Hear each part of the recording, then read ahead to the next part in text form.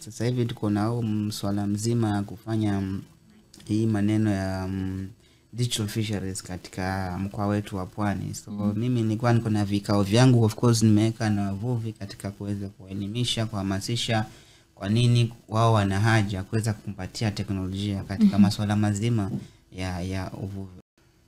Hamu yao because mvuvi obviously akienda baharini mwisho wa siku anataka kurudi na pande zuri la samaki, sio? Kama amepata mgao mzuri, unajua mgao mzuri ndio unamaanisha pesa mfukoni ni kiasi gani. So hamu wenye wako nao ni okay, sawa, wewe sasa fanya mambo yako, lakini mwisho wa kuisha kwamba yote 9-10 tunataka njia ambayo itatuwezesha sisi kienda mahali tunachota na tunarudi.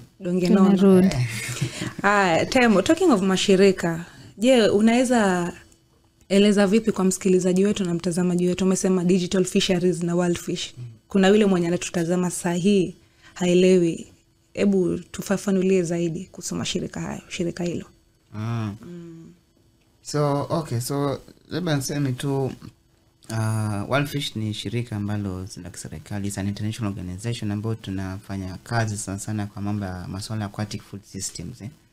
Na sasa hivi tuna advocate for strengthen the data collection systems, kutumia mbinu mpya, because over the longest time nadhani mimi nimekuwa since high school nimekuwa nikisoma articles hapa na pale tunasema sijui there's overfishing, the fisheries may deplete, lakini sijakuwa convinced kwamba kuna ile information in terms of data. So tumekuja kuweza kufill the gap ya kuweza kurahisisha collect ile takwimu ambayo inaweza kutuambia the real picture kwamba okay, hawa samaki wanapungua kweli na wanapatikana wapi na ni kiasi gani, lakini kutumia mfumo wa kidijitali ambao unaweza kusaidia kupata hizo taarifa real time.